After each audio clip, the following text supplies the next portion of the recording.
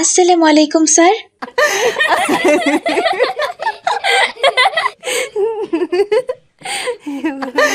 এ কি, ক্লাসের সবাই হাসছে কেন?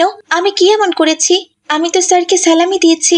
এই মেয়ে, তুমি কলেজে নতুন ভর্তি হয়েছো নাকি? আর তোমার ড্রেসের এই অবস্থা কেন? আবার দেখছি হিজাব পরে মুখ ঢেকে কলেজে এসেছো, আবার দাঁড়িয়ে আমাকে সালাম দিচ্ছ। আমি কি তোমার কাছে সালাম চেয়েছি? কি বলছেন স্যার? আমি সালাম দিয়ে কি ভুল করলাম? সালামের অর্থ হচ্ছে আপনার উপর শান্তি বর্ষিত হোক। আমি তো আপনার মঙ্গলই কামনা করেছি। তাহলে এখানে ভুল কোথায় স্যার? আমার মঙ্গল কামনা করার তোমার দরকার নেই। আমার ভালো আমি বুঝে নিব। তোমার যেটা কাজ তুমি সেটা করো। আর শোনো, কাল থেকে এমন পোশাক পরে আর কলেজে আসবে না, মডার্ন ড্রেস পরে আসবে, ঠিক আছে?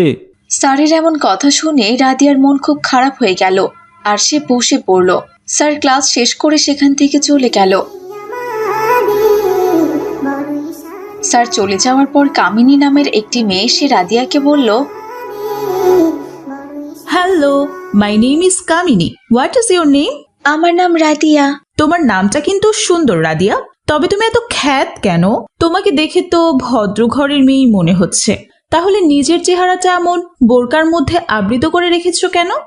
তুমি কলেজে পড়ো? এখন তো একটু নিজের স্বাধীনতা থাকা দরকার। খুলে ফেলো বোরকা। কাল থেকে স্যার যেমনটা বলেছে সেভাবেই কলেজে আসবে, কেমন? আর তা না হলে সবাই তোমাকে দেখে হাসাহাসি করবে, তখন তোমার ভালো লাগবে না। তাই তোমাকে সাবধান করে দিলাম। এই তুমি কি বলছো বোন? পর্দা করা তো ফরজ কাজ।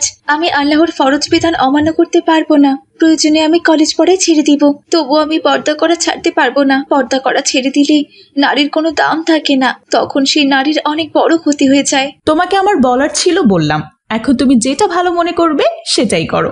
তবে আমরা যে পর্দা করছি না, কই আমাদের তো কোনো ক্ষতি হচ্ছে না। ক্ষতি হবে বোন, দেখবে একদিন তোমাদের খুব বড় ক্ষতি হয়ে যাবে।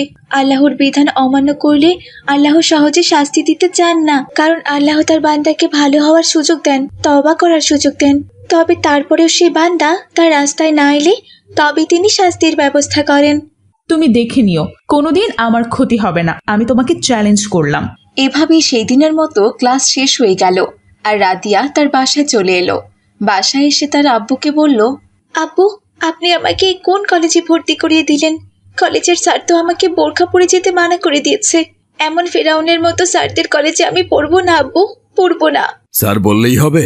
এটা মুসলিম দেশ, এদেশে সবার অধিকার আছে নিজের মতো চলাফেরা করার। তোমার বোরকা পরতে ইচ্ছে করে তুমি বোরকাই পরবে, যার মডার্ন ওয়েস্টার্ন ড্রেস পরতে ইচ্ছা করে সে মডার্ন ওয়েস্টার্ন ড্রেসই পরবে। নিজের ইচ্ছা অন্যের উপর চাপিয়ে দিয়ে দিলেই তো হবে না। তোমাকে মডার্ন ড্রেস পরে কলেজে যেতে হবে না মা, তুমি বোরকা পরেই কলেজে যাবে। এরপরেও